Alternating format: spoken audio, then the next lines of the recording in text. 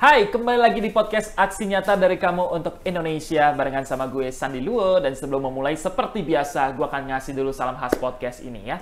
Salam Aksi Nyata dari Kamu untuk Indonesia. Dan pastinya podcast Aksi Nyata dari Kamu untuk Indonesia ini bisa disaksikan di beberapa platform seperti Instagram, Facebook, Twitter, dan YouTube dari Partai Perindo di @partaiperindo, di RCTI Plus, OKZone, Sindo News, inews.id, dan juga website dari Partai Perindo. Dan untuk hari ini temanya menarik banget. Ini ya, kesenian ketoprak dan usahanya bertahan di tengah modernisasi. Gokil. Dan hari ini pembahasannya pastinya bersama dengan tamu yang paham di bidang ini, pegiat seni sekaligus bacalek DPRD Provinsi Daerah Istimewa Yogyakarta, Partai Perindo. Ada Bapak Trikadar Nugroho. Selamat sore. Selamat Bapak sore. Trikadar, apa kabar? Alhamdulillah sehat. Gokil, hari ini datang dengan kostumnya bahkan ya. Boleh ceritain dulu nggak Pak Trikadar? Secara busana yang dipakai hari ini. Oh, iya, ini sebenarnya adalah memang busana adatnya. Ini lebih spesifik untuk Jogja. Untuk Jogja. Makanya ini yang disebut baju ini disebut sorjan. Terus ini jaret, terus belangkonnya yang beda ini nih. Oh. Ada mondolannya itu untuk Jogja. Gokil. Kalau Solo kan tanpa ada. Betul. Itu. Wih, gokil ya, tampilnya langsung Jogja banget.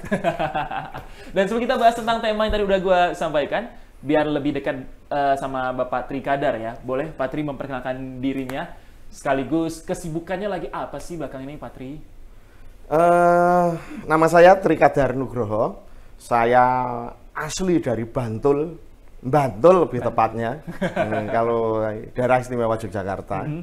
Ya kesibukannya sekarang masih wirawiri Jakarta Jogja. Okay. Di Jakarta kebetulan saya ada usaha di Jakarta. Untuk di Yogyakarta ya kembali bersenang-senang dengan kesenian. Bersenang-senang dengan kesenian ya. Iya. Jadi kalau di Jakarta ini lebih aktivitas kerjaan berarti? Iya, kerjaan untuk membiayai kesenian yang ada di Jogja ya. Gokil. Berarti udah berapa lama Pak Trikadar berkecimpung di kesenian? Wah, kayaknya umur saya kan sekarang 46 tahun. Artinya saya berarti sudah 47 tahun berkecimpung. Loh, kok bisa? Karena sejak di kandungan ibu saya sudah berkesenian mungkin. Oke, sudah berkesenian ya. Jadi darah seninya udah dari kandungan bahkan ya. Dari keluarga ada juga berarti Pak?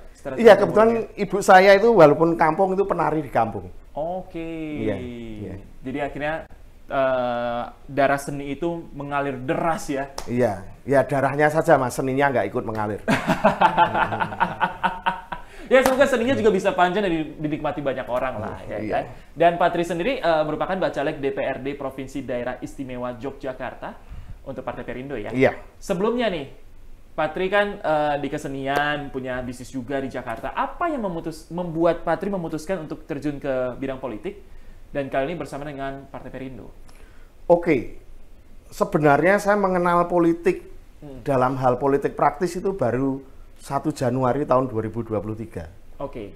Itu adalah menjawab sebenarnya keresahan saya. Karena selama ini kan dari sebelum pandemi sehingga sampai pandemi, saya itu kan tetap menggiatkan kesenian, walaupun dengan cara apapun saya tetap gunakan itu. Nah, dari situ banyak kawan-kawan yang berbicara, sebenarnya ini harusnya bisa didanai oleh pemerintah.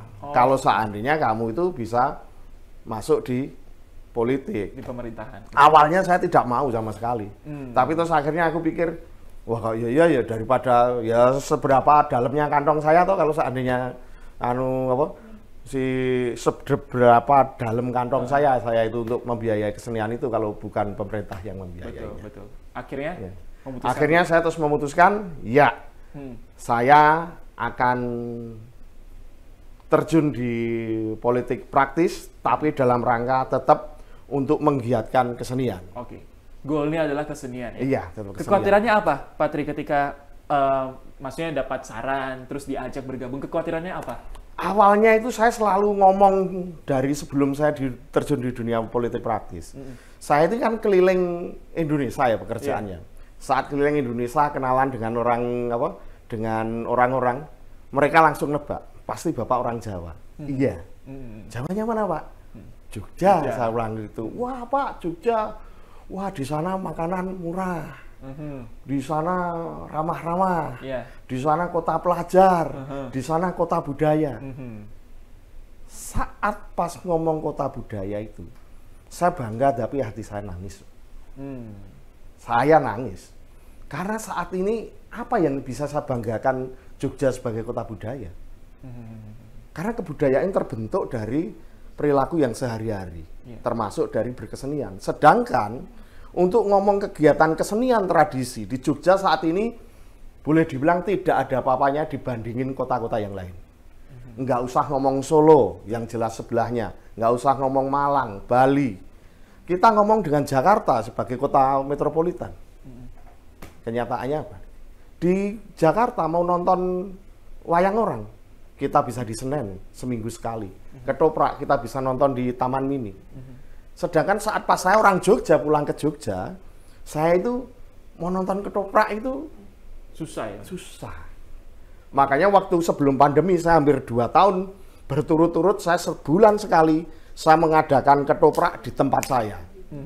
Setiap bulan sekali, setiap Sabtu Pon, rutin itu saya adakan. Murni biaya swasta dari sendiri. Dan itu masih sampai sekarang, masih terus berlangsung Pak ya? Sampai sekarang, termasuk gamelan, uyon-uyon dan sebagainya.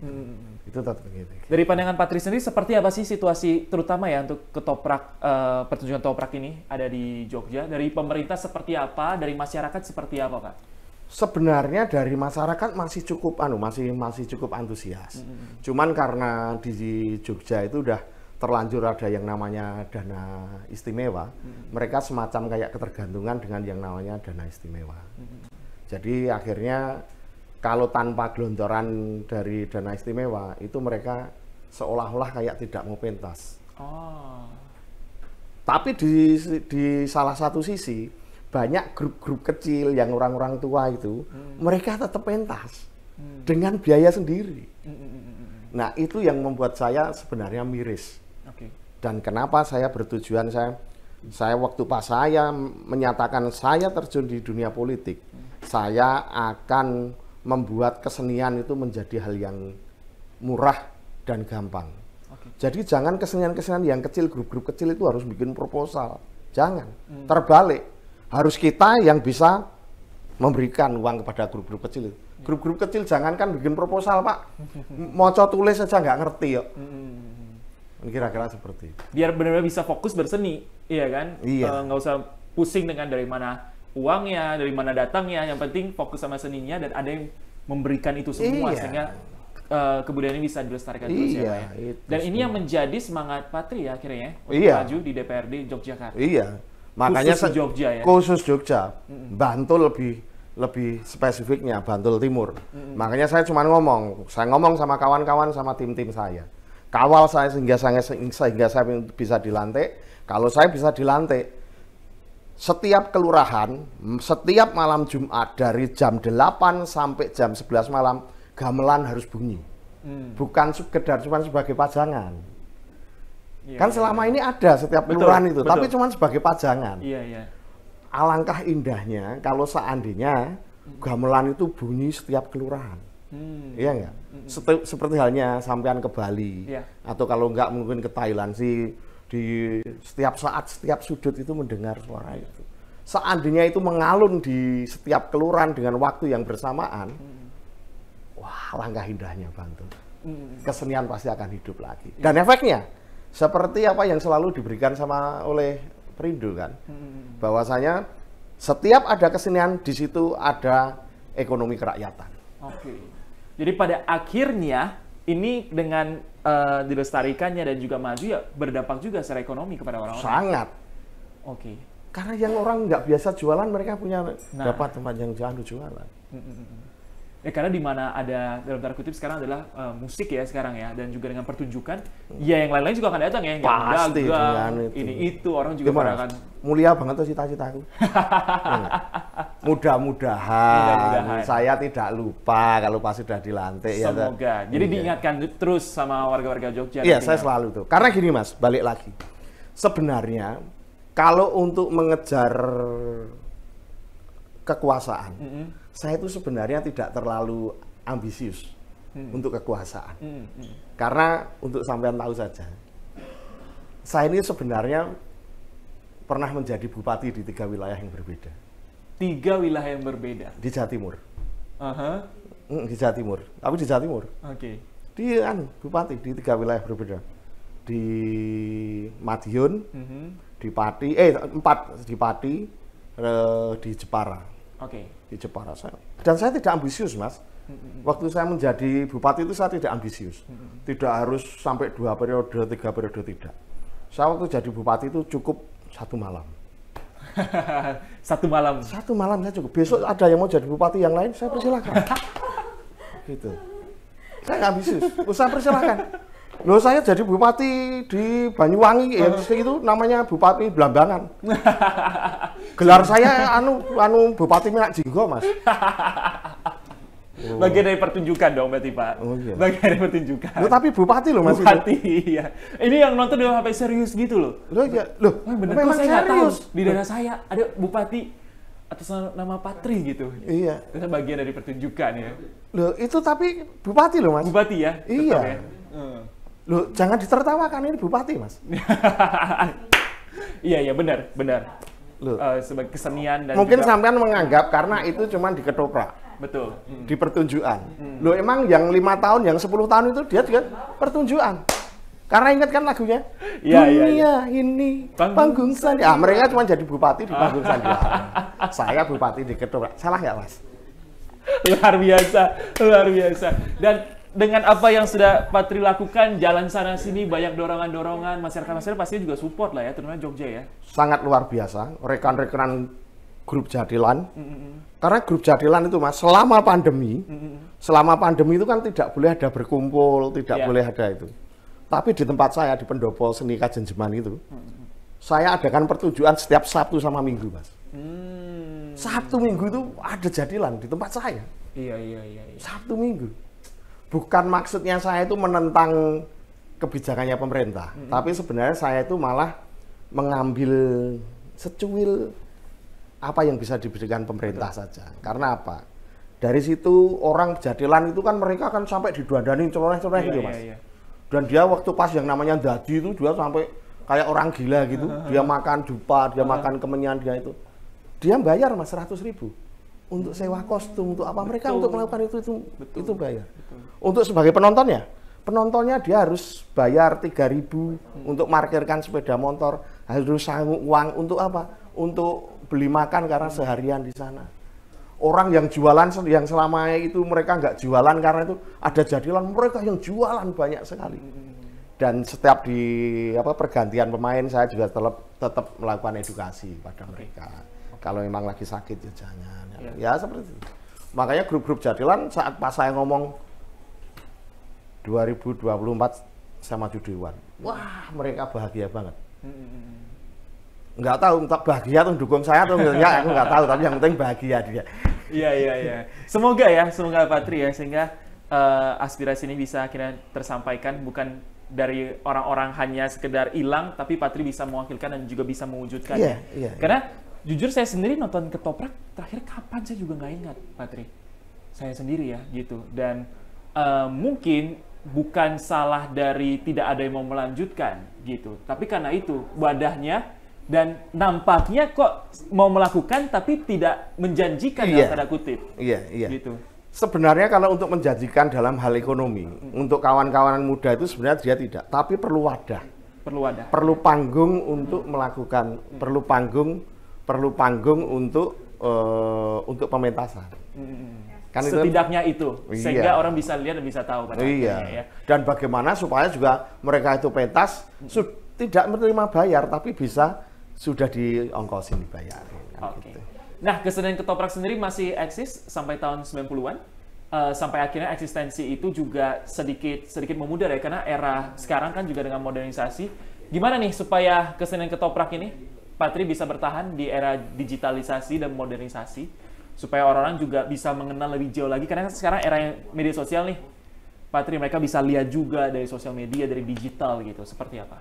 Sebenarnya dari kawan-kawan di Jogja itu sudah banyak melakukan terobosan untuk supaya Ketoprak itu eksis. Seperti halnya mereka ada bikin ketoprak digital, ada macamnya. Tapi bagaimanapun juga, bagaimanapun juga untuk ketoprak digital itu rasanya tidak dapat. Tetap akan beda ya. Tetap akan beda. Yang paling adalah tetap pemerintah harus sering-sering memberikan wadah untuk memberikan panggung pada mereka untuk pentas. Karena sempat booming ketoprak itu bukan karena memang booming itu, tapi karena memang dari bawah, karena dari bawah itu yang sangat giat sekali. Akhirnya ada satu titik yang memang booming. Kesempatannya ada di mana-mana, wadahnya banyak, orang bisa punya kesempatan mentas, itu yang harus. Karena kan dari situ kan anak-anak muda bisa berekspresi, toh Mas. Betul. Bisa pengen yang tidak sesuatu yang tidak merasakan terjadi dalam alam nyata, dia bisa jadi ya seperti halnya saya. Iya. Saya bisa menjadi bupati. Kalau kita bahas tentang regenerasinya sekarang seperti apa, Patri? Menurut Patri, regenerasi untuk di Jogja sangat luar biasa, regenerasinya cukup luar biasa karena ada di sana ada festival ketoprak yang dilombakan antar kecamatan dari anak-anak muda. Tapi saya sebenarnya berharap tidak berhenti cuma sampai di situ. Jangan cuma pas mau pentas saja mereka baru berproses, tapi harus berproses terus, entah itu mau lomba atau tidak. Yang artinya siap dipentaskan kapanpun. Oke, jadi bukan karena lagi ada acara, tapi bisa menjadi bagian dari kehidupan ya. Iya. Harusnya ketoprak ini. Karena dari ketoprak itu kan kita luar biasa. Karena ketoprak kan tidak berhenti cuma di ketoprak, ada unsur gamelannya. Di situ luar biasa. Filosofinya dari gamelan dari itu luar biasa. Mimpi dari seorang Patri apa sih dengan ketoprak? Saya tidak pernah bermimpi, Mas. Tapi saya cuma berjalan dengan kenyataan. Wes ketoprak, yuk jalan dengan apa adanya. Ketoprak itu yang penting, ketoprak itu dibikin murah tapi tidak murahan. Yang penting pentas terus. Kalau mau mimpi yang bermuluk-muluk, karena ketoprak itu pada dasarnya kesenian rakyat, Mas. Bukan keseniannya orang tukang gedongan. Jadi nggak ada mimpi. Nggak ada mimpi. Yang pasti ini harus terus ada. Harus ketoprak harus jalan. Dan bisa terus diberikan kepada generasi-generasi selanjutnya, dan mereka bisa tahu ya, ini adalah budaya dan milik dari orang-orang Jogja dan milik dari bangsa Indonesia ya. Sehingga ya orang luar negeri datang juga bisa menikmati, mereka tahu ada kesenian toprak ini. Dan kalau dari Patri sendiri, apa yang bisa disampaikan nih, terutama buat yang sedang menonton, terkait dengan Patri sebagai seorang pegiat seni, dan juga terkait dengan majunya Patri untuk mewakili masyarakat Yogyakarta? Untuk rekan-rekan, sedulur-sedulur semuanya, yuk kita tetap berproses dalam berkesenian tradisi, tidak berhenti cuma di ketoprak, ada jadilan, ada kerawitan, ada solawatan, ada macam. Pokoknya yuk kita berproses terus. Kita tetap mencintai, bukan kita cuma nguri-uri, karena kita mencintai saja, nggak usah nguri-uri, karena yang harus nguri pemerintah, karena yang punya uang adalah pemerintah. Jangan nanti waktu pas diambil sama negara asing baru teriak-teriak pemerintah. Tapi yang penting yuk kita tetap selalu mencintai kesenian tradisi. Makanya lewat dari Perindo itu, Mas, saya itu pengennya adalah membangkitkan kembali kesenian tradisi di kota budaya yang kita cintai, di Yogyakarta. Luar biasa. Dengan cara bagaimana? Aki susah, tinggu seneng, aki seneng, tinggu bareng. Dan pastinya apa yang Patri jalankan semuanya sesuai dengan semangat dari Partai Perindo, produktif, solutif, modern, bersih, berintegritas, peduli, dan turun tangan untuk Indonesia sejahtera. Dan untuk mendaftar sebagai anggota Partai Perindo bisa mengunjungi website di www.partaiperindo.com atau klik link yang ada di bawah sini. Dan jangan lupa download aplikasi Partai Perindo di App Store dan juga Play Store. Tinggal scan aja barcode yang ada di bawah ini. Terima kasih Patri sudah mau hadir di podcast hari ini. Sukses. Sukses. Terima kasih. Maju terus, semangat terus. Siap, pasti. Di kesenian. Dan semoga juga support oleh Perindo. Wah, top. Dan semoga juga masyarakat nantinya bisa amanah nanti Pak ya kalau terpilih ya sebagai DPRD Yogyakarta. Terima kasih untuk Partai Perindo yang selalu bergerak dengan aksi nyata. Semoga Partai Perindo semakin sukses dan maju terus untuk Indonesia sejahtera. Salam aksi nyata dari kamu untuk Indonesia. Sampai jumpa lagi di podcast berikutnya. Dah. Marilah seluruh rakyat Indonesia, arahkan pandanganmu ke depan. Raihlah mimpimu bagi nusa bangsa, satukan tekad untuk masa depan. Pantang itulah pedomanmu. Hentaskan kemiskinan cita-citamu, rintangan tak menggentarkan dirimu. Indonesia maju, sejahtera tujuanmu, nyalakan api semangat perjuangan. Dengungkan gema, nyatakan persatuan oleh Perindu.